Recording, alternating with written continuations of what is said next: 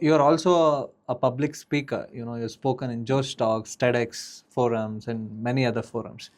So, for someone who wants to become a public speaker or to find a career in public speaking, so what are some of your tips to pursue that course? Honestly, public speaking it's a process. It's a situation that you find yourself in. That's how I look at it.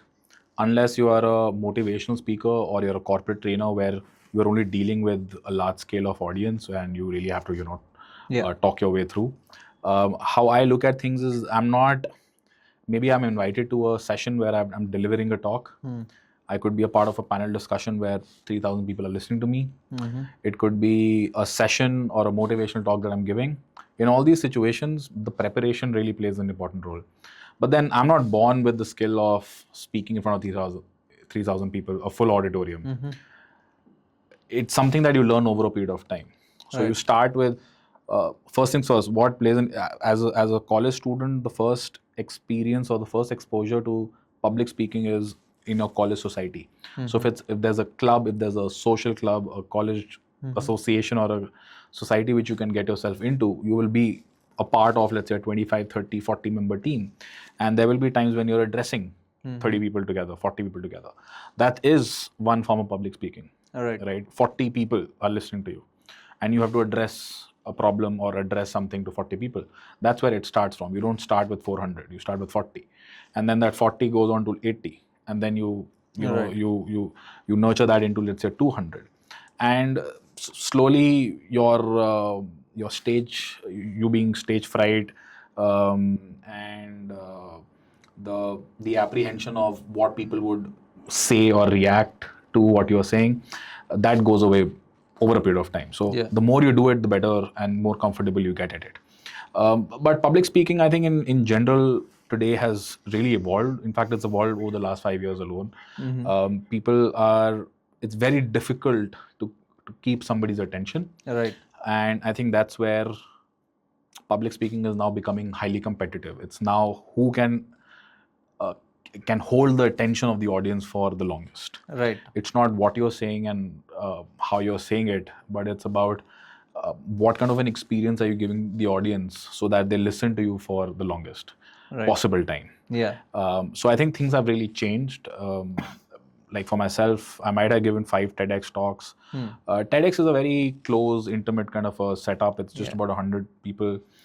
Typically, the TEDx talks that I gave were organized and hosted by colleges. So, you will have their team, you will have a set of outsiders coming in, students coming in. Yeah. So, it's not something which is in front of a 3,000 people audience. However, that kind of a talk really holds importance. It's a recorded talk. It's going to be up on the internet forever. So that has its own pressure to start with. But at the end of the day, it's just another talk. So I don't really consider TEDx to be the benchmark for public speaking. Trust me, it's still just an intimate conversation with 100 people, and you're trying to give a presentation and a talk on a particular subject that you hold expertise in. But I would consider myself a good public speaker if I can speak in front of 4,000 people, hold their attention for an hour, make them laugh, make them think, make them question, entertain them, edutain them. So I'm also educating them at the same time. And at the end of the day, not make them feel bored and get a standing ovation. I think that's what public speaking today for me would be. Who's your favorite in this field? I'm following a lot of people, but personally, I mean, there's definitely Sonu Sharma that we all like. He's somebody who really captures attention. I like a lot of things about him. There are a few, in fact, if you look at Shah Rukh Khan's TED Talk on YouTube, there's a lot to learn from him as well. I'm not really following anybody particularly because, like I said, this is just a task for me where I get to sort of speak in front of 3,000 people. I'm not a professional public speaker or a motivational speaker, so I'm not really in that field of experts. But yeah, I do listen to subject matter experts who are probably talking about what new things are coming up in the field of bioengineering, astrophysics. I mean, these are kinds of talks that I like to listen to. Yeah. But overall, like I said, public speaking it's evolved over a period of time. I enjoy listening to people, but then again, if I'm not able to, if the speaker is not able to hold my attention, even I lose interest. Right. So I look at it from that side, that if I have to capture somebody's attention, how would I want to be? How would I want my attention to be captured in the first place? Right.